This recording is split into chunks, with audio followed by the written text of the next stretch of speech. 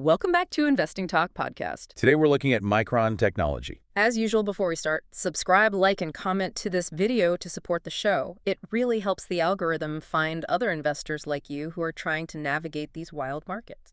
And today is going to be particularly interesting because we're looking at a company that seems to be, well, completely rewriting the rules of its own industry. Yeah, they really are. Right. If you look at the recent data, record revenue, record data center sales, record margins, it honestly feels like the stars have finally aligned for them.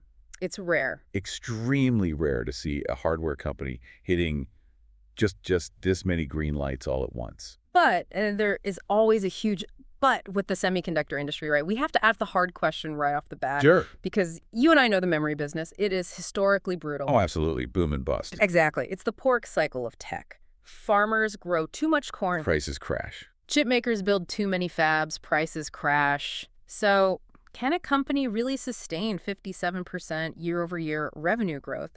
Or are we just looking at another peak before a painful crash? Because if you've been in this game long enough, you know the memory cycle gives and the memory cycle takes away. That is the billion-dollar question, literally. But here's the elevator pitch for why this time might actually be different, why we might be entering a supercycle rather than just a regular cycle. Okay. It's not just about selling more memory chips. It's about selling a fundamentally different kind of memory. Okay. We are seeing a total dominance in AI-specific high bandwidth memory, or HBM. Which we'll break down in a minute because that term gets thrown around a lot in the headlines. Oh, yeah. But very few people actually know how it works or why it costs so much more. Exactly. We were talking about a total addressable market for this specific tech projected to hit $100 billion by 2028. Plus, Micron is executing this massive shift to U.S. manufacturing. And this isn't just about, Made in America stickers. Yeah. It changes the geopolitical risk profile entirely for their biggest customers. Okay, let's unpack this because 100 billion is a big number, but as investors, we need to see the receipts. Yeah. We don't trade on hope. We trade on data. We trade on data. Let's look at the hard numbers from fiscal Q1 2026. These came out back in December, but they are setting the tone for this entire year. Walk us through what happened. The numbers were frankly staggering. Revenue hit $13.6 billion. Wow. Yeah. That is up 57% year over year. And just to put that into context for you listening, Wall Street is usually pretty optimistic when a sector is hot. But they were only expecting $12.62 billion. Right. So they didn't just beat estimates, they blew past them by $1 billion. In a 3-month period. Exactly. That is a massive divergence from consensus. The massive beat. And the earnings per share, the EPS, tells the exact same story. They reported $4.78 per share. Incredible. The consensus was more than $1 lower than that. When you beat earnings by a full dollar, that tells you the operational leverage is really kicking in. Basically, for every extra dollar of sales, they are keeping a lot more of it as profit than anyone expected. They aren't just selling more. No, they're becoming incredibly efficient at making it. Right. And you mentioned it's about the type of memory. Looking at the breakdown, it seems DRAM is doing the heavy lifting here. For those new to the hardware space, DRAM dynamic random access memory is basically the short-term working memory of a computer. It's where data lives while the processor is actually using it. Correct. And out of that $13.6 billion in revenue, $10.8 billion came specifically from DRAM. That is the workhorse. Yeah. But what's fascinating here is the margin story. You track efficiency metrics closely. What did you see in the gross margins? This is actually where it gets really interesting for me and where the supercycle argument gets some serious legs. If you look back at fiscal year 2024, their gross margins were down in the dirt. Oh, yeah? Around 22%. That's commodity level bad. That's selling sand. Yeah. In 2025, they climbed to 40%. But for this Q1 2026 report, they expanded to 57%. That is a massive jump in a very short window. It is. It signals pricing power. In a commodity market, you usually don't have pricing power. You take what the market gives you. When you can expand margins that aggressively while increasing volume, it means you aren't just selling more. You are selling it for more. You are dictating terms to the market. And that is happening because of the AI demand. Data centers can't just buy okay memory anymore. If you have an NVIDIA H200 or a Blackwell chip, you cannot starve it with slow memory. Right. You need high bandwidth memory HBM to feed data to that GPU fast enough. If you don't, you just have a $50,000 paperweight. So let's clarify HBM for you guys. Standard DRAM is like a garden hose feeding data to the processor. It works fine for your laptop or your gaming PC, but for AI training, that hose is way too small. Way too small. HBM is like taking 8 garden hoses, stacking them vertically on top of each other, and blasting the water through all of them at once. That is a great analogy. They literally stack the memory dies vertically and connect them with these microscopic pillars called through-silicon vias. Incredible. It allows for massive speed and lower power consumption. Right. And here's the kicker. It is incredibly difficult to manufacture. Which means lower yields. Exactly. The yield rates, how many working chips you get per wafer, are lower than standard DRAM. Because it's scarce and hard to make, the margins are huge. That efficiency is bleeding right down to the bottom line. Yeah, the profitability looks robust. Return on equity is sitting at 22.71%. And for the safety-conscious investors out there, because tech can be risky, the balance sheet is surprisingly clean for a capital-intensive business. Very clean. Debt to equity is 0.19. That is virtually nothing. It gives them so much room to maneuver. They aren't servicing a massive interest load, so they can pour cash back into R&D. And speaking of maneuvering, management isn't being shy about the future at all. No, they aren't. They are guiding for fiscal year 2026 revenue to hit $74 billion. That is a huge target, and analysts seem to be buying it. They're expecting Q2 earnings per share to land somewhere between $8.22 and $8.62. That's almost double the Q1 number. It shows the acceleration is still happening. We haven't hit the plateau yet. But we really have to talk about the America strategy. This is a key part of their competitive moat, and it's distinct from just the technology. Right. This is the geopolitical angle. Micron is pouring tens of billions into new fabrication plants, or fabs, in New York, Idaho, and Virginia. And they aren't doing it alone. They secured $6.4 billion in grants from the CHIPS Act. Which is free money, essentially. But does the market actually care where the chips are made, as long as they work? Oh, the market cares deeply right now because of the China risk. Their main competitors are Samsung and SK Hynix, both Korean giants. Right. While Korea is a stalwart ally, it is geographically very close to potential conflict zones in Asia. By moving capacity to the U.S., Micron becomes the safe supplier for Western data centers and government contracts. It drastically reduces supply chain anxiety. So if you are Microsoft or Amazon Web Services and you're building a billion-dollar data center in Virginia, it's logically easier and safer to source your critical memory from a factory down the road than from across the Pacific. Exactly. You cut out the ocean freight, you cut out the tariff risk, and you align with U.S. policy. Precisely. Plus, these new fabs are specifically designed for advanced nodes like the 1-gamma DRAM. Okay, can you briefly explain 1-gamma? Because it sounds a bit like sci-fi jargon. It does. In chip manufacturing, nodes refer to the generation of the technology. The smaller the node, the more efficient the chip. 1-gamma is their next generation process that uses extreme ultraviolet lithography, or EUV. Right, EUV. Think of it as using light with a wavelength so small it can print circuits near the atomic level. This is the absolute cutting edge. They are building capacity for the exact thing the market is screaming for. So they have the money, they have the margins, and they have the government backing. That is a strong fundamental backdrop. But fundamentals are only half the story. As we know, a stock can have great numbers and still go absolutely nowhere if the chart is broken or if investors are just bored. Let's pivot to the charts and see what the technicals are telling us. The price action has been telling a very bullish story recently. It really has. Looking at the close from yesterday, Friday, February 20th, 2026, shares were up another 2.6%. But it's not just a one-day pop. This looks structural. It's part of a sustained move. Absolutely. If you look at the moving averages, it's a classic uptrend. The 50-day simple moving average, which tracks the average price over the last 10 trading weeks, is sitting at $347.54. The 200-day average, the long-term trend, is way down at $239.47. That is a massive gap. It is. When the short-term trend is that far above the long-term trend, it tells you buyers are aggressively in control. There is no confusion here. Every time the stock dips, someone steps in to buy. It's what technicians call a blue sky setup. And it's not just them acting in isolation. If we connect this to the bigger picture, the whole sector is lifting. Right. The XSD Semiconductor ETF, which is a great proxy for the industry, is up 12% recently. Over the past year, that ETF is up over 43%. So the tide is rising. But Micron seems to be making higher highs even within that rally. It's outperforming its peers. That implies serious relative strength. Investors are picking them specifically, likely because of that HBM bottleneck we talked about. They see them as the arms dealer for the AI war. And looking at the market cap, we are sitting around $481 billion. The psychology here screams breakout. Investors see the AI infrastructure build-out continuing, and they are chasing the stocks that provide the picks and shovels.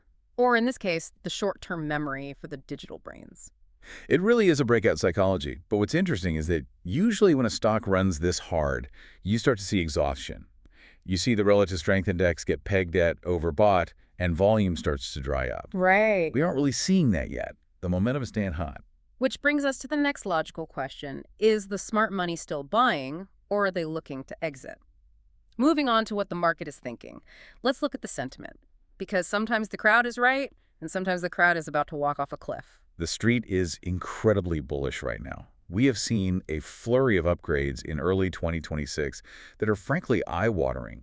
It feels like analysts are tripping over themselves to raise targets. Yeah, I was looking at these price targets. HSBC came out on January 23rd with a buy rating and a $500 price target. Yeah. That is aggressive. And Mizuho wasn't far behind. On January 27th, they flapped an outperform rating on it with a $480 target. And the consensus is strong too. We are looking at 29 buy ratings and 6 strong buys.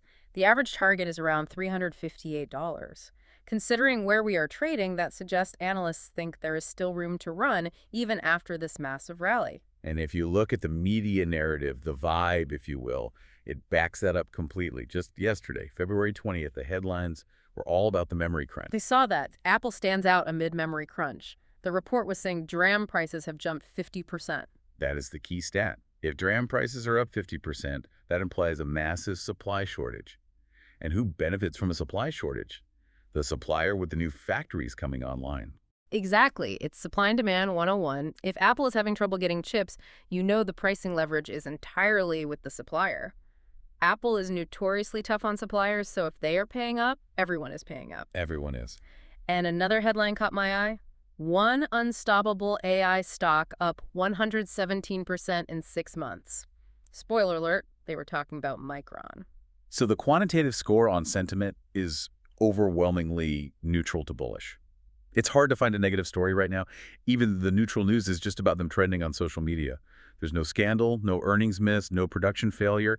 It's perfectly clean. It feels almost too clean, doesn't it? It does. It makes you wonder what everyone is missing. Which makes my skeptic sense tingle.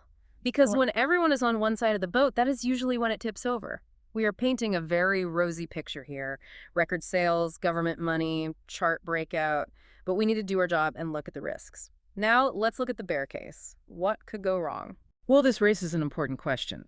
Is the memory supercycle really different this time? Because historically, memory is a commodity. We used the pork cycle analogy earlier. Farmers see high pork prices, so they all breed more pigs. Right. By the time the pigs are grown, the market is flooded, prices crash, and farmers go bust. Memory chips have worked the exact same way for 40 years. You build too many factories, you flood the market with chips, prices crash, and your stock drops 80%. And that is the cycle risk. The fear is that once this initial AI build-out stabilizes, once Microsoft and Google and Amazon have bought all the HBM they need for this training phase, we end up with a glut. Exactly. These new fabs in New York and Idaho are expensive. They have massive fixed costs. If demand drops just as they come online, those fixed costs will eat them alive. And we can't ignore the competition. Samsung and SK Hynix are not just sitting on their hands. Samsung is a monster. They have deeper pockets. They're spending billions too.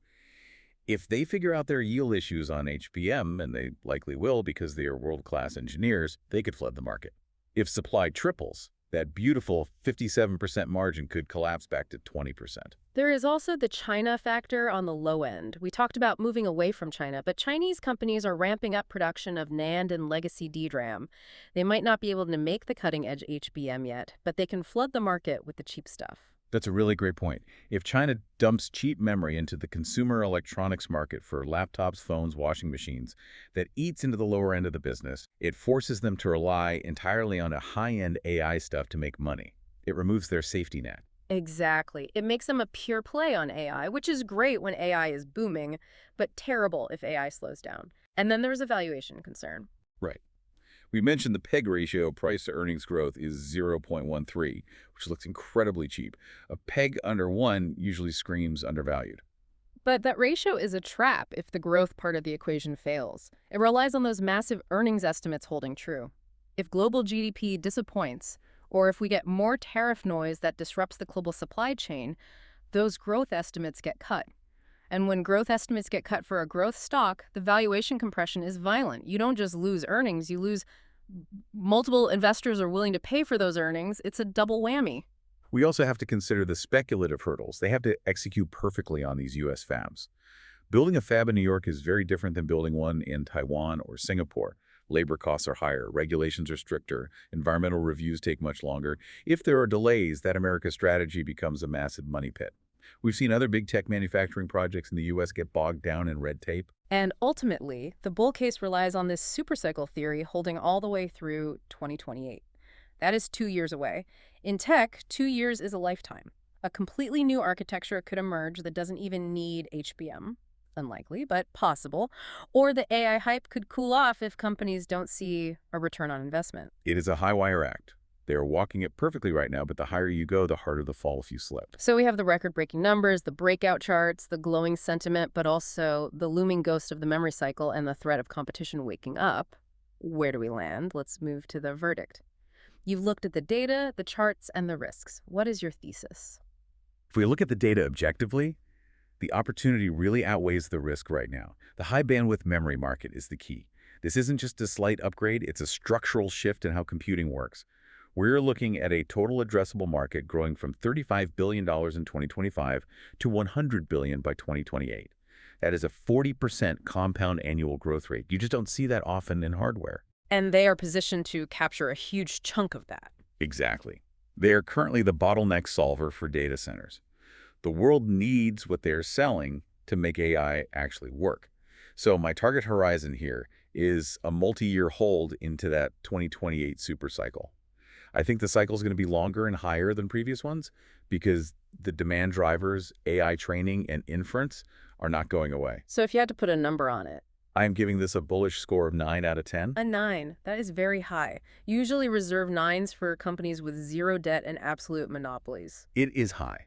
But look at the evidence. 57% revenue growth, massive margin expansion, and a protective moat built by the GPS Act that keeps them safer than their competitors. The memory crunch driving DRAM prices up 50% is just the cherry on top. The market forces are pushing this stock up, and the fundamentals genuinely support it.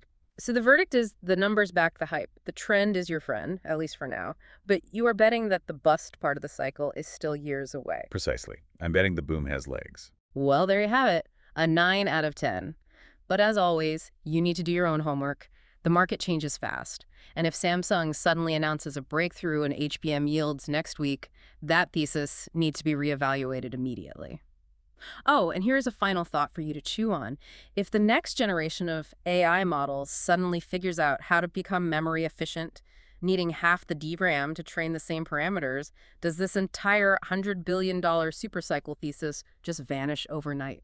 It's something to think about. That's a scary thought for the bulls. It really is. Subscribe, like, and comment to catch our next analysis. We'll keep watching the markets so you don't have to. Thanks for listening. See you next time.